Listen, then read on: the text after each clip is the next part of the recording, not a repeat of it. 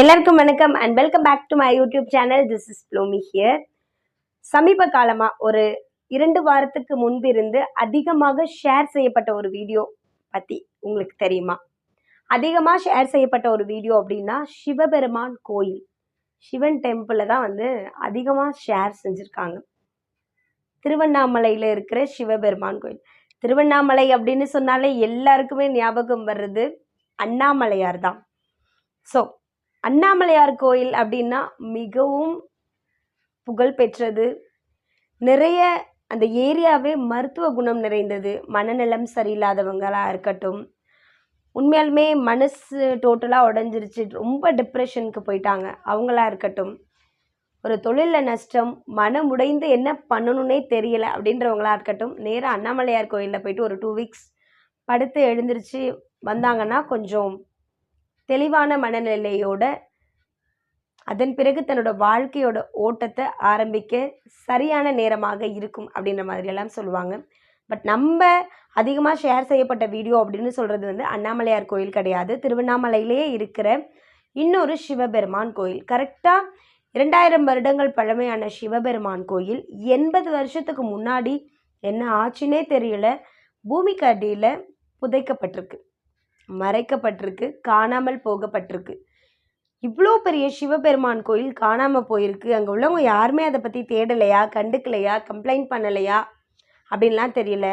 Maybe ஏதாவது ஒரு disaster கூட அது மண்ணுக்கடியில் மறைந்திருக்க வாய்ப்பு இருக்குது. பட் இப்போது அந்த கோயில் அன்புதான் எல்லாம் சேது அப்படின்ற ஒரு யூடியூபர் மூலமாக மக்கள் முன்னாடி கம்பீரமாக வெளியே வந்திருக்கு. ஸோ இந்த கோயிலை பார்த்த மக்கள் எல்லாருமே கட்டி அரவணைக்கிற மாதிரி, தன்னோட அன்பை வெளிப்படுத்துகிற மாதிரி, யாரெல்லாம் இந்த வீடியோ பார்த்தாங்களோ அவங்களாம் ஷேர் பண்ணதோடு மட்டும் இல்லாமல் முடிஞ்ச அளவுக்கு நிறைய பேர் அங்கே போயிட்டு அண்ணாமலையாரை தரிசனம் பண்ணணும், சிவபெருமானை தரிசனம் பண்ணணும்னு திருவண்ணாமலைக்கு ஆஜராயிட்டாங்க. ஆக்டர் சமுத்திரக்கனி இந்த வீடியோ பார்த்ததுமே டைரெக்டாக அந்த சிவபெருமான் கோயிலுக்கு போயிட்டார். ஒரு பிளாக் ஷர்ட்டில் கேப்லாம் போட்டுட்டு அந்த சிவபெருமான் கோயிலை ரொம்ப அன்பாக ஆசையாக அப்படியே தடவி தடவி பார்க்குறாரு, கை வச்சு பார்க்குறாரு. பழமைவாதம் அப்படின்றது எவ்வளோ ஒரு தொன்மை வாய்ந்தது. 2000 வருடங்கள் பழமையான ஒரு கோயிலை பாதுகாக்க மறந்துட்டோமா இல்லை மறைக்கப்பட்டதா அப்படின்னு தெரியலை. பட் எது எப்படி இருந்தாலும் அவரையா மறைச்சி வைக்க முடியும் அப்படின்ற மாதிரி தான் இருக்குது அந்த கோயிலை பார்க்கும் பொழுது. கோயிலில் இருந்த நிறைய சிலைகள் காணாமல் போயிருக்கு. பட் அந்த கோயிலுக்குள்ளே சிவபெருமான் மட்டும் லிங்க வடிவில் கம்பீரமாக காட்சியளிக்கிறாரு. ஸோ சிவபெருமானை க்ளீன் பண்ணிவிட்டு உடனே அங்கே விளக்குகள், பூஜைகள், புனஸ்காரங்கள் அங்கே செய்யப்பட்டது. எல்லா மக்களும் ஆர்வத்தோட சிவபெருமானை பார்க்குறதுக்காக போயிட்டாங்க. கவர்மெண்ட் கிட்ட என்ன மாதிரியான ஒரு கோரிக்கை வச்சுருக்காங்க அப்படின்னா, சீக்கிரமாக இந்த கோயிலை சீரமைச்சு கொடுங்க, நாங்கள் எல்லாரும் இந்த கோயிலை பத்திரமா பார்த்துக்குறோம் அப்படின்ற மாதிரி தன்னோட ரிக்வெஸ்ட்டை கவர்மெண்ட்டுக்கு அந்த ஏரியாவில் இருக்க மக்கள் வெளிப்படுத்தியிருக்காங்க. பொதுவாக சிவபெருமானை வணங்குறவங்க யாராக இருந்தாலும் சாபம் போகணும், பாவம் போகணும் அப்படின்றதுக்காக தான் பரிகாரம் செய்கிறதுக்காக சிவத்தலங்களுக்கு செல்வது வழக்கம். ஸோ இந்த கோயிலும் என்ன மாதிரியான பாவம் போக்கும், தோஷம் போக்கும் அப்படின்னு தெரியலை.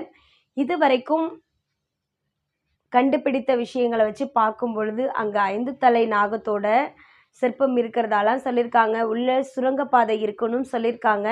அந்த சுரங்கப்பாதைக்குள்ளே போன ஒரே ஒரு மனிதர் இன்றளவும் உயிரோடு இருக்கார் அப்படின்ற ஒரு விஷயத்தையும் சொல்லியிருக்காங்க. கூடவே சேர்த்து அவர்கிட்ட ஒரு இன்டர்வியூ பண்ணும்போது அவர் என்ன சொல்லியிருக்காருன்னா, நான் போகும் பொழுது ஸ்மார்ட் ஃபோன் எல்லாம் இல்லை, ஒரு வேளை இருந்திருந்ததுன்னா நான் ஃபோட்டோ எடுத்து வீடியோ எடுத்து எல்லாருக்கும் காமிச்சிருப்பேன். உள்ள கோயில் அவ்வளவு நேர்த்தியானதாக, பாதுகாப்பு மிக்கதாக இருக்கும் அப்படின்ற ஒரு விஷயத்த சொல்லியிருக்காங்க.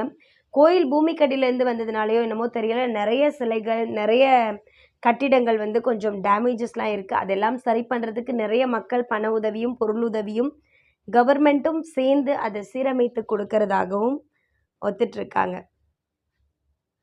இங்கே பாதுகாக்கப்பட வேண்டிய விஷயங்கள் எதுவாக இருந்தாலும், எவ்வளோ பெரிய பூமியில், எவ்வளோ பெரிய கண்ணாடி பாக்ஸில், எவ்வளோ மனிதர்களே போக முடியாத மர்மமான ஏரியாவில் போட்டு மூடி வச்சுருந்தாலும், இந்த டைம் அது வெளியே வந்து தான் தீரும் அப்படின்னா அது வந்து தான் தீரும். அந்த மாதிரி தான் கோயிலில் இருக்கிற நிறைய சிலைகள் காணாமல் போயிருந்த நிலைமையில் சிவபெருமான் மட்டும் கம்பீரமாக ரொம்ப அழகாக காட்சி கொடுத்துட்ருக்காரு. உண்மையாலுமே அந்த வீடியோவை ஃபோனில் பார்க்கும் பொழுதே சரி நம்ம எப்படா போவோம் அப்படின்ற மாதிரி தான் இருந்தது. ஏன்னா பழமைக்கும் சிவபெருமானுக்கும் தொன்று தொற்று காலங்கள்லேருந்தே மிகவும் நெருங்கிய நட்பு இருக்குது அப்படின்ற மாதிரிலாம் சொல்கிறாங்க. தென்னாடுடைய சிவனை போற்றி எந்நாட்டவர்க்கும் இறைவா போற்றி போற்றி அப்படின்னு அண்ணாமலையார் இருக்கிற இடம் மட்டும் இல்லாமல் திருவண்ணாமலை முழுக்க ஓம் நம சிவாயா தென்னாடுடைய சிவனை போற்றி அப்படின்ற இந்த வாசகங்கள் கேட்கப்பட்டுட்டே தான் இருக்குது. பொதுவாக மனசு சரியில்லை, டூ மச் ஆஃப் டிப்ரெஷன் அப்படின்னா டிப்ரெஷனில் யாராவது இருக்காங்கன்னா அவங்கள சரி பண்ணவே முடியாது, ரொம்ப கஷ்டம். அவங்கள கொஞ்சம் கொஞ்சமாக சரி பண்ணிக்கிட்டு வந்தால் தான் முடியும். ஸோ அண்ணாமலையார் கோயில் டிப்ரெஷனில் இருக்கவங்களுக்கும் மனநலம் பாதிக்கப்பட்டவர்களுக்கும் அந்த என்டையர் என்விரான்மெண்ட்டே ஒரு ஒரு ஒரு மெடிசனாக தான் இருக்குது அப்படின்ற மாதிரி நிறைய சித்தர்கள் சொல்லியிருக்காங்க. கூடவே சேர்த்து இப்போ கண்டெடுக்கப்பட்ட சிவபெருமானும் என்னென்ன அதிசயங்களை திருவண்ணாமலையில் செய்ய போகிறாருன்னு தெரியல. நேரம் இருந்தால் கண்டிப்பாக போயிட்டு சிவபெருமானை தொழுதுட்டு வாங்க. Thank you and two subscribe my channel.